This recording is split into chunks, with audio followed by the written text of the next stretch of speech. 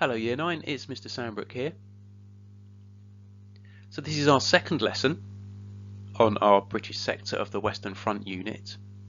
And our lesson today is going to focus on the key battles that the British Army fought on the Western Front in the First World War. So as we did last time, I'd like you to prepare for the lesson now just before we get going. So you're going to need your history workbook, a pen, maybe some scrap paper at the side, and can you also get rid of any potential distractions? So TV off, phone away, and maybe close the door too. Just press pause and make those things happen.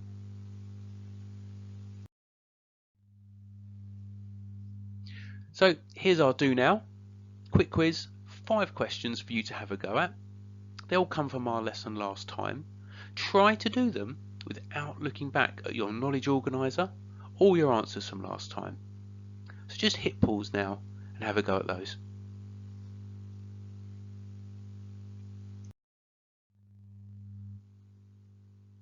So here's the answers. Let's see how you've done. If you need to add any answers or change any of your answers, you can do that in your workbook and give yourself a mark.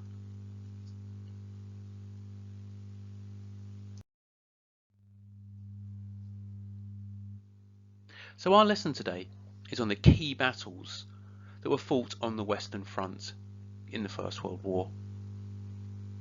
So we're going to have a look at 4 major battles that took place in different areas of the Western Front.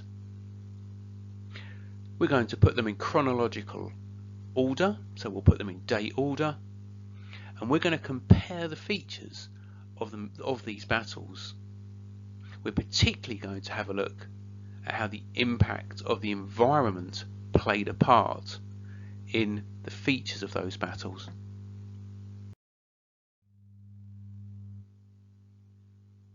Before we get going, just grab your knowledge organiser and let's bring it up to date. So you can highlight quite a bit of your events column.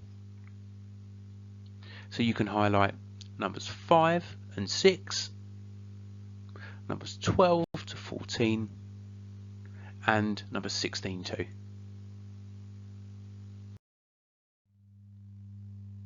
So here's our starter task.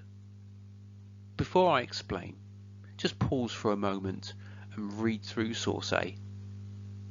It's by a British soldier describing his experiences in battle some time afterwards.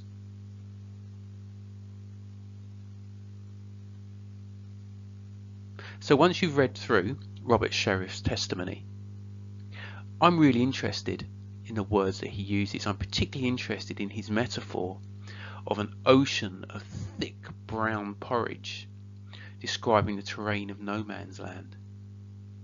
Why do you think he uses the term an ocean and porridge? What do those 2 words conjure up in your mind? So maybe consider, how big is an ocean and how thick is porridge? Just press pause now and get that done in your workbook.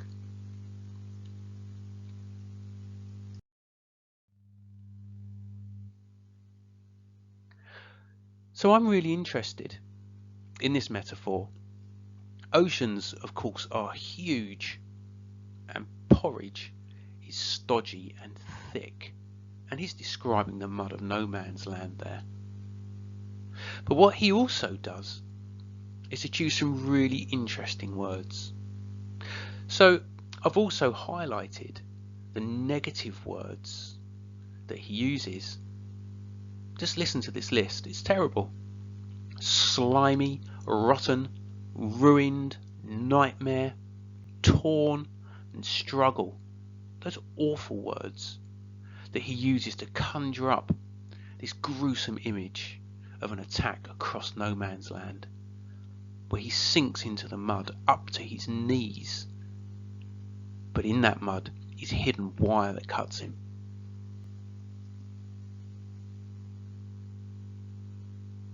Now, this isn't about one you've missed, but you might like to highlight those words in your workbook too.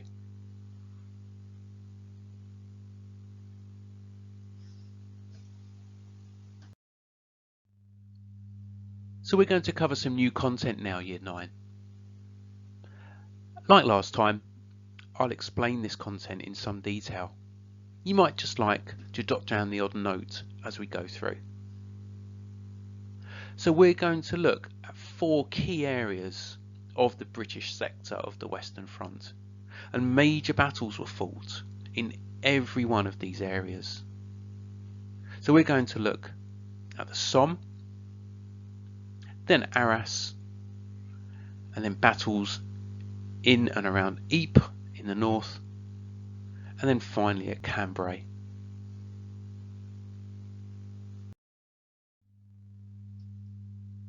Firstly, Year 9, the Battle of the Somme in July 1916.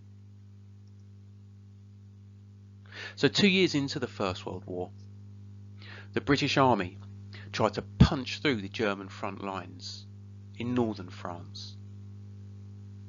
Now this marked the first major battle for the volunteers who had signed up to the army in their tens of thousands after war had been declared. So in the week before the battle, the British artillery launched a huge bombardment. Over 1 million shells were fired into the German positions to try to destroy them before the British infantry clambered out of their trenches and attacked. The hope was that the soldiers would face very little opposition in no man's land. But simply this didn't work. When the British soldiers emerged from their trenches at dawn, they were shot in their tens of thousands. Many didn't even get more than a metre out into no man's land. In total, there were nearly 60,000 casualties on the first day of fighting, and of those, there was approximately 20,000 deaths. So the first day of the Battle of the Somme was a bloody disaster. It was the worst day in the British Army's history in terms of casualties. And after the initial advance failed, the Battle of the Somme dragged on for months. And by November, when the advance was called off, there had been over 400,000 British casualties. Now you can see some images from the Somme on the right of your screen, but we need to be a little bit careful of accepting them as truth, because some of these photographs would have been staged and used for other purposes than to record things accurately.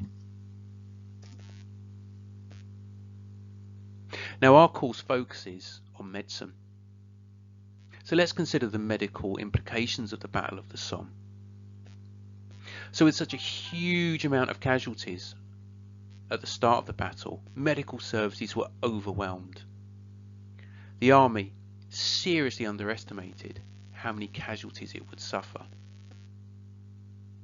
So this meant that there were critical and deadly delays in getting wounded soldiers to safety and getting them to medical care.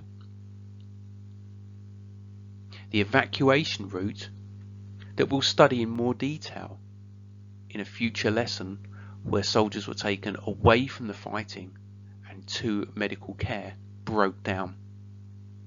And there were also crucial shortages in medical equipment.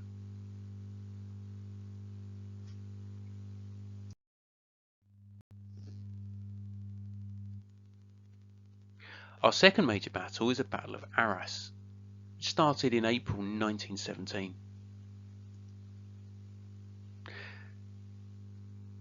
Now the characteristics of the Battle of Arras were different to the Battle of the Somme, and that's partly because the terrain is different. Around Arras there's chalky soil that's very easy to dig into. So this meant that the trench system around Arras was extensive. The British Army could make large passages and stores underground. There's even an underground hospital at ARRAS, and even a railway track that went completely below ground. Now, because so much of the action at ARRAS was underground, this had implications for medicine. Firstly, soldiers could be treated in the underground hospital, but also negatively, several and many soldiers and miners could be buried alive when tunnels collapsed, or when fighting took place below ground, when German and British tunnels collided with each other and they entered each other's tunnels. Again, lots of casualties at ARRAS, but not in the same scale at the Battle of the Somme, and certainly more spread out.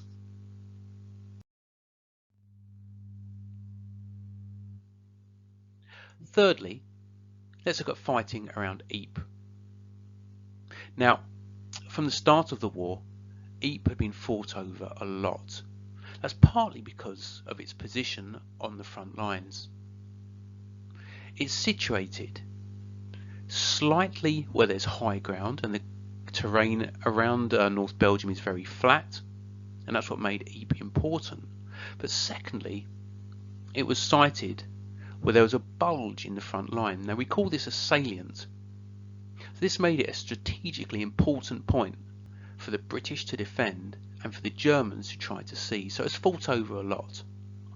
There was fighting there in 1914 and 1915. It marked the first use of gas in the First World War. But we're going to focus on the Third Battle of Ypres. That's sometimes also called the Battle of Passchendaele, which is named after a small village just outside of Ypres. So the key features of this Third Battle of Ypres was mud. Now, the battle was launched in the summer, but there was unseasonal heavy rain. The mud could be so thick that soldiers, when they were wounded, would drown, or if they fell off of wooden boards to walk along, they could drown. As you can see from our top photo, it made retrieving wounded soldiers really difficult. But the land around Ypres was also farmland before the war. So this meant there was lots of filth, lots of animal manure and fertilizer on the land. And this made it really easy for wounds to get infected.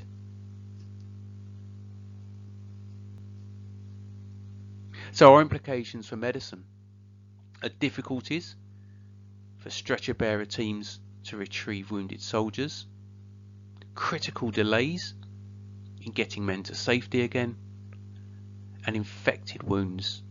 We're going to have a look at a condition called gas gangrene in a later lesson, and Ypres was really important for that. Finally, let's look at the Battle of Cambrai in 1917. Now, this marked the first mass use of tanks in a First World War battle. And you can see some of these tanks on the images on the right. Now, Cambrai was notable not just for the use of these tanks, but this was the first battle where the army prepared blood banks in advance of the battle. So when soldiers needed transfusions, when they were injured, blood was already available, and this cut down on casualties. So by the time we have the Battle of Cambrai towards the end of the war, we're going to see some of the benefits of medicine's development through the war really being useful in saving soldiers' lives. We will cover these in more detail in our course, and these include things like the blood bank and also x-rays. So we're nearly ready for our main activity. Before we do this, make sure you've read through your resources, your reading material really carefully. And here's what I'd like you to do. We've got our keywords as usual. Then I'd like you to complete a timeline, just including the major battles from 1914 to 1918. And then you've got a table to do, where I'd like you to try to extract the information from your reading material and form a table of our key battles of Ypres, the Somme, ARRAS and Cambrai. So to take this further, you can really get into soldiers' experiences in First World War battles. There's lots of testimony that's either been recorded or written. The Imperial War Museum has got a great site on this, where you can have a look at soldiers' records of fighting and the things that they experienced. This will really help you to imagine the terrible conditions of fighting across the Western Front during the First World War.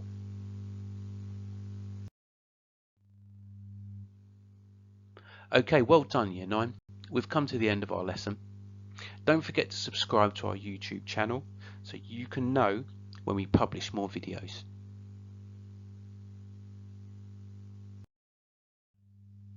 So to subscribe to our channel, just click on this icon and make sure you've done that in time for next lesson, because Mr. James will be taking you for that one.